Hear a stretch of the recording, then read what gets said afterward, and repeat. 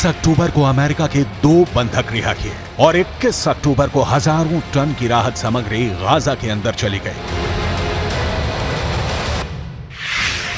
क्या बंधकों की रिहाई और राहत सामग्री गाजा के अंदर भेजे जाने को लेकर कोई सीक्रेट डील हुई है? ये एक बहुत बड़ा सवाल है। आखिर हमास के खूंखार आतंकवादी इजराइल से भी बड़ा दुश्मन अमेरिका को मानते हैं। फिर आखिर ये आतंकवादी इतनी जल्दी कैसे अमेरिका के 2 बंधकों को रिहा करने पर राजी हो गए?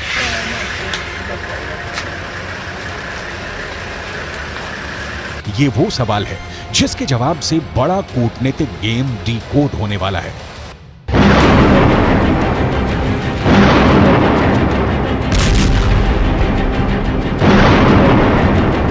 पिछले 15 दिनों से इजरायल पूरे गाजा पर ताबड़तोड़ बमबारी कर रहा है, ये जानते हुए भी कि गाजा के अंदर इजरायल के 200 से ज्यादा नागरिक कैदी हैं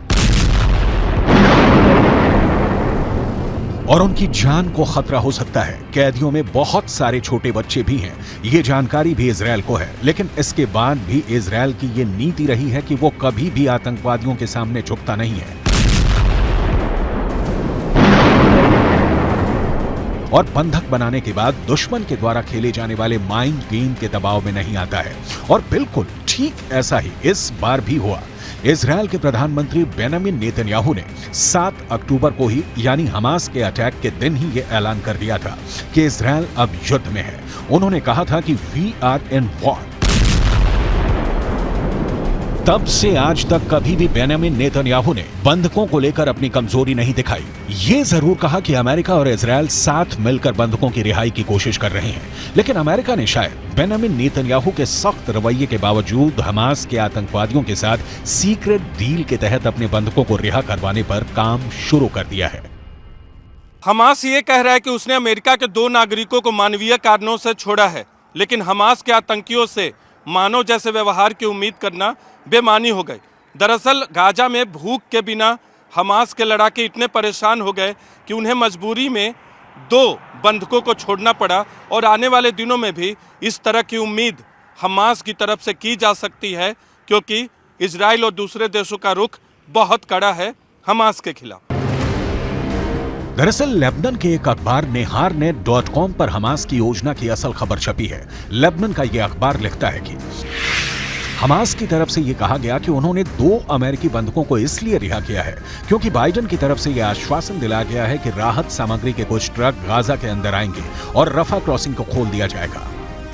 मतलब साफ है कि आतंकवादी सुरंगों के अंदर भूख से बिलबिला रहे हैं और इसीलिए सीक्रेट डील के जरिए एक तरफ गाजा के अंदर राहत सामग्री को आने देना चाहते हैं और दूसरी तरफ अमेरिका के 2 बंधकों को रिहा भी कर दिया गया है। ऐसा लगता है कि इस सीक्रेट डील में एक अहम किरदार कतर के अमीर भी हैं। याद कीजिए, अमेरिका के विदेश मंत्री एंटनी ब्लिंकन ने कतर का दौरा किया था और कतर के अमीर से मुलाकात की थी। इस दौरान क्या बात हुई इसकी फुल डिटेल नहीं आई थी, लेकिन अब धीरे धीरे ये सारी परतें खुलने शुरू हो गई हैं। दरअसल अमेरिका के 2 बंधकों की रिहाई के बाद कतर के विदेश मंत्रालय के प्रवक्ता की तरफ से ये बयान आया है कि आज रात अमेरिका के बंधकों की रिहाई सभी पक्षों के साथ कई दिनों तक लगातार बातचीत के बाद हुई है। प्रवक्ता का कहना है कि इजरायल और हमास के साथ कतर की बातचीत इस उम्मीद में जारी रहेगी कि वो सभी देशों के बंधकों को रिहा कर देंगे। यानी बात बिल्कुल साफ है कि एक आतंकी संगठन हमास के बिचौलिए की तरह बातचीत कतर की सरकार कर रही थी। अब इस तरह हमास इसलिए कतर के कूटनीतिज्ञों की पीठ ठोकेगा कि राहत सामग्री से भरे हुए ट्रक गाजा के अंदर पहुंच गए हैं और जाहिर सी बात है कि गाजा के अंदर जब ये ट्रक जाएंगे तो इन पर कब्जा आतंकियों का ही होगा, क्योंकि गाजा पर जमीनी कब्जा आज भी हमास के आतंकियों का ही है और ये कोई नई बात भी नहीं है। पश्चिम की मीडिया रिपोर्ट्स में पहले भी ये कहा गया था कि इजरायल पहले से दावा करता रहा है कि गाजा में जो राहत सामग्री भेजी जा रही है उसके आतंकियों के पास पहुंचने की बहुत उम्मीद है। इजरायल पहले भी ये कह चुका है कि जो ईंधन गाजा भेजा गया था उसे हमास के आतंकियों ने चुरा लिया और इसीलिए हमास के पास ईंधन का स्टॉक बन गया। पिछले 1 हफ्ते से लगातार इजरायल पर यह दबाव बनाया जा रहा था कि वो रफा क्रॉसिंग को खोल दे और राहत सामग्रियों को गाजा के अंदर जाने दे, लेकिन इजरायल इसके लिए तैयार नहीं था और उसने 2 बार रफा क्रॉसिंग पर एयर स्ट्राइक भी की थी। यही नहीं, इजिप्ट के राष्ट्रपति अल सीसी भी बयान दे चुके थे कि अगर गाजा के अंदर राहत सामग्री नहीं जा पा रही है तो इसकी एक और वजह इजरायल की जिद है।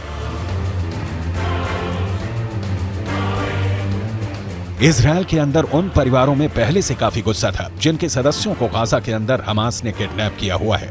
इन पीड़ित परिवारों ने पिछले हफ्ते एक प्रेस कॉन्फ्रेंस करके कहा था कि गाजा के अंदर राहत सामग्री तब तक नहीं जानी चाहिए जब तक कि इजरायल के सभी 200 से ज्यादा बंधकों को रिहा नहीं कर दिया जाए। इस मांग पर नेतन्याहू की तरफ से कोई बयान नहीं आया था क्योंकि शायद अमेरिका और कुछ साथी देशों का दबाव इजरायल पर था कि रफा क्रॉसिंग को खोला जाए। पूरी उम्मीद है कि जब अमेरिका के विदेश मंत्री टोनी ब्लिंकन ने कतर के अमीर से बात की होगी तब अमेरिका की तरफ से भरोसा दिलाया गया होगा कि अगर हमास बंधकों को रिहा करता है तो इजरायल राफा बॉर्डर को खोलने के लिए राजी हो जाएगा। यानी अगर देखा जाए तो इस पूरी डील में राजनीतिक नुकसान बेंजामिन नेतन्याहू को हुआ है। इजरायल को रफा क्रॉसिंग खोलने से रणनीतिक नुकसान भी हुआ है। इसकी चर्चा हम आगे करेंगे, लेकिन पहले नेतन्याहू के अंदरूनी राजनीति पर बात करनी जरूरी है।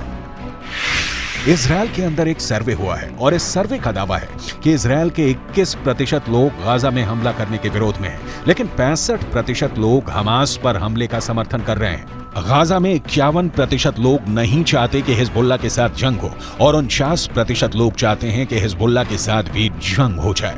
लेकिन सबसे बड़ी मुश्किल नेतन्याहू के लिए ये हुई है कि इस सर्वे के मुताबिक अगर आज इजरायल में चुनाव हो जाए तो नेतन्याहू की पार्टी को करीब 20 सीटों का नुकसान होगा।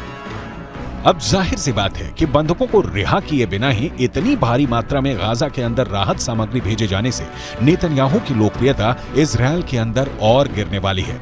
लेकिन नेतन्याहू इसलिए मजबूर है कि वो कई फ्रंट पर जंग लड़ रहे हैं और अमेरिका का साथ और अमेरिका के हथियार उन्हें किसी भी कीमत पर चाहिए। युद्ध रणनीति के हिसाब से भी अगर आप सोचेंगे तो ये पता चलेगा कि हमास के साथ लड़ाई इजरायल की लंबे वक्त तक गाजा में चल सकती है और गाजा में लड़ाई लड़ने के लिए हमास को भी लंबे वक्त तक रसद चाहिए, यानी खाना चाहिए। शायद इसीलिए जो राहत सामग्री रफा से गाजा के अंदर गई है उस पर कब्जा करने की पूरी कोशिश आतंकियों के द्वारा की जाने वाली है। जब आप इन सारे पॉइंट्स को जोड़ेंगे तो आपको बहुत आसानी से ये बात समझ में आ जाएगी कि तमाम देश अपने बंधकों को छुड़ाने के लिए नेतन्याहू के साथ डिप्लोमेसी कर रहे हैं। अगर आज अमेरिका डेमोक्रेट्स की जगह रिपब्लिकन की सरकार होती और ट्रंप या कोई रिपब्लिकन राष्ट्रपति होता तो शायद वो हमास और ईरान के खिलाफ ज्यादा सख्त होता, लेकिन नेतन्याहू की किस्मत उनका साथ नहीं दे रही है। डेमोक्रेट्स को अमेरिका में रिपब्लिकन के मुकाबले उदारपंथी माना जाता है। देखिए कैसे बाइडेन ने पहले बेहद चालाकी से हमास से डील के तहत अमेरिका के 2 नागरिकों को रिहा करवाया और फिर अमेरिका के अंदर राजनीतिक लाभ लेने के लिए दोनों बंधकों से मुलाकात भी की है और स्वागत भी किया है। ये दोनों अमेरिकी बंधक 7 अक्टूबर को इजरायल के किबुत्ज में थे जहां पर आतंकियों ने सबसे ज्यादा हिंसा की थी। यहीं पर नतालिया अपनी दादी का बर्थडे सेलिब्रेट करने गई थी, लेकिन आतंकियों के कब्जे में चली गई।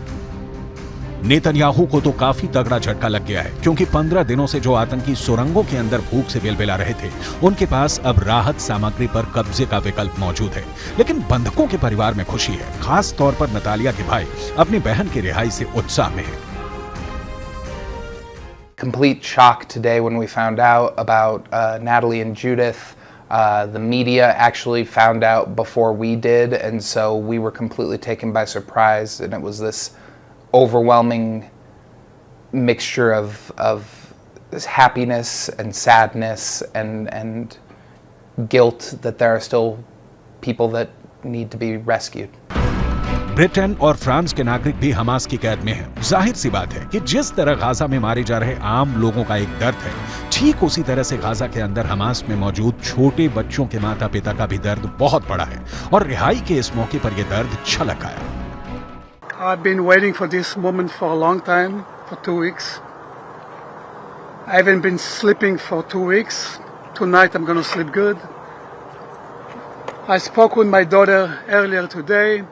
She sounds very good. She looks very good. She was very happy and she's waiting to come home. Her mother has a little scratch on her hand, but she told me it's nothing. She's okay. I spoke earlier with President Biden. I thank him for his concern, for his helping with the release of them. कुल मिलाकर Israel और Hamas के इस जंग में एक great game चल रहा है, जिसका खामियाजा नेतन्याहू को भुगतना पड़ रहा है। नेतन्याहू जैसा सख्त जान जिसने अपने भाई को जंग में खोया है, वो कभी भी इतनी आसानी से रफा क्रॉसिंग खोलने का फैसला नहीं ले सकता था। लेकिन शायद अमेरिका का दबाव उनकी स्ट्रेटजी पर ज्यादा भारी पड़ा है।